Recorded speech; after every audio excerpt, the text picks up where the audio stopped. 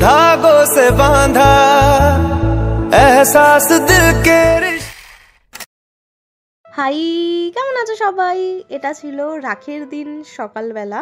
তো আমি ঘুম থেকে উঠে স্নান করে ফ্রেশ হয়ে বেরিয়ে পড়েছিলাম রাখি কিনতে। আসলে যেটা হয়েছে, আগের দিন আমার বাড়ি ফিরতে ক্লাস করে অনেক দেরি হয়ে গেছিলো, তো আগের দিন রাখি মিষ্টি কিচ্ছু কিনিনি।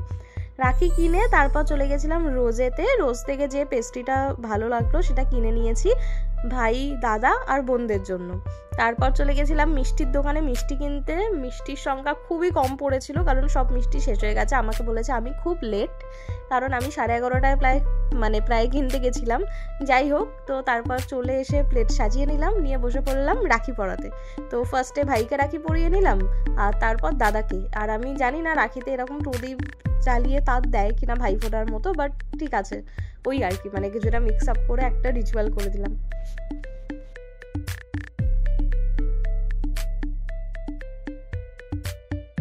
আর আমরা বয়স অনুযায়ী পড়াচ্ছিলাম, মানে সবার আগে আমি সবার বড়, তো আমি পড়িয়ে দিয়েছি। তারপরে এবার আমার পিসির বড় মেয়ে পড়াচ্ছিল। তো এই যে আমি এক হাতে ফটো তুলছিলাম আর এক হাতে আমি ভিডিও করছিলাম। তো ওর পড়ানো হয়ে গেল, আর ওইদিকে দেখো কাকাকে ছবিপি নমস্কার করছে। অ্যাকচুয়ালি নমস্কারটা নিয়ে আমাদের বাড়িতে একটা বিরাট বড় ব্যাপার, মানে ছোটরা বড়দেরকে নমস্কার করছে, ভাই বোনরা আর কি, সেটা মানে খুব ঝগড়াঝাটি করে পাওয়া যায় সেই ব্যাপারটা। আর এই যে নমস্কার, মানে আমাদের এখানে বিরাট ব্যাপার। আর এই যে তারপর আমার ছবিপির ছোট মেয়ে বসেছে রাখি পরাতে, পুকুলি, যাকে ভিডিওতে তোমরা অনেকবারই দেখেছো। তো ও রাখি পরানোর সময় ঝামেলা করেছে দুজনে, ওরা নমস্কারের টাইমেও ঝামেলা করেছে। তারপর ছবিপি আমার বাবাকে বসে গেল রাখি পরাতে। তো না, আমার বাবার সাথে ছবিপির ঝামেলা হয় না, আমার ছবিপি বাবাকে খুব ভালোভাবে নমস্কার করে, বাট ঝামেলা হয় বাকিদের সাথে, পিঠোপিঠি তো, মানে সব সময় ঝামেলা লেগে থাকে। তারপরে আমি বসে গেলাম ব্রেকফাস্ট করতে, তখন প্রায় 12টা বেজে গেছে। আর ওই যে আমি ওই পেস্ট্রিটা এনেছিলাম, খেতে দুর্দান্ত ছিল। আর ওই যে আমার বোনটা পাশে খাচ্ছে। তো তারপর আমি রেডি হয়ে বেরিয়ে পড়লাম। আমার ক্লাস ছিল বাগুইহাটিতে, যদিও একটু লেট হয়ে গেছে সেদিনকে। তা থেই থেই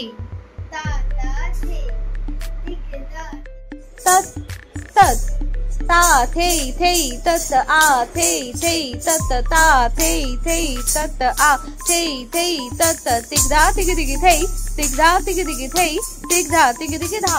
তারপর স্টুডেন্টের বাড়িতে খেয়েছিলাম চা আর সাথে সিঙ্গারা। তারপর বাড়ি চলে এসেছিলাম। বাড়ি এসে কিছুক্ষণ পর আবার বেরিয়েছিলাম আমি।